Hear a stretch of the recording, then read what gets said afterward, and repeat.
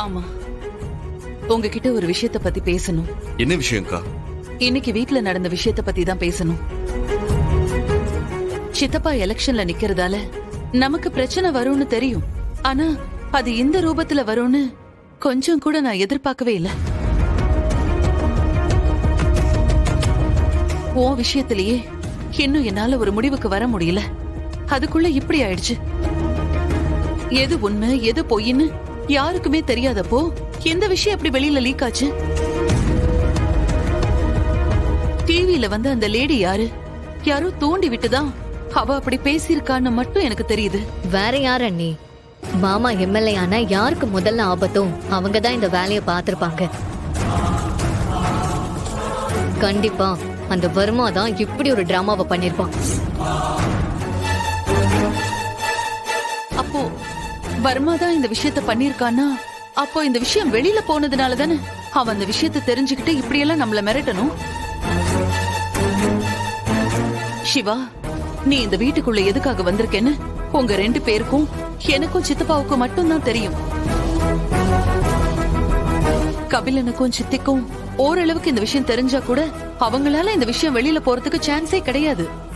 அக்கா, நீங்க என்ன சொல்ல வரீங்க? அப்ப நாங்க தான் இந்த விஷயத்தை வெளியே லீக் பண்ணிருப்போம் சொல்ல வரீங்களா? ஐயோ சிவா, நான் அந்த அர்த்தத்துல சொல்லலடா.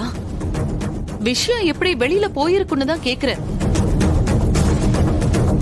இத நான் போய் என் சித்தப்பா கிட்டயோ இல்ல கபிலன் கிட்டயோ கேட்க முடியுமா? அப்படி கேட்டா இங்க எவ்வளவு பெரிய பிரச்சனை நடக்கும்னு உங்களுக்கே நல்லா தெரியும். அண்ணி, நீங்க எந்த அர்த்தத்துல கேட்டாலும் சரி, இந்த விஷயம் எங்களால வெளியே லீக் ஆகல. ஒருவேளை இத வெளியில சொல்லணும்னு நினைச்சிருந்தா அதை எப்பவோ சொல்லிருப்போம். ஆனா எங்களோட நோக்கம் அது இல்ல. யாரோட மனசையும் கஷ்டப்படுத்த கூடாதுன்னு தான் நாங்க நினைக்கிறோம். அகிலி, நீ இத சொல்லணுமா என்ன? எனக்கு உங்களை பத்தி தெரியாதா? நான் இந்த பிரச்சனைய எப்படியாவது சரி பண்ணணுங்கிறதுக்காக தான் உங்ககிட்ட இத பத்தி பேசிட்டு இருக்கேன். நடந்த பிரச்சனையால வீட்ல இருக்கிற யாருமே நிம்மதி இல்லாம இருக்காங்க. ஒருத்தவங்க இன்னொருத்தர்கிட்ட எப்படி பேசுறது என்ன பேசுறதுன்னு கூட தெரியாம அப்படியே தவிச்சிட்டு இருக்காங்க. என் குடும்பம் இப்படி ஒரு நிலைமையில இருக்கிறத பார்க்க எனக்கே ரொம்ப கஷ்டமா இருக்கு.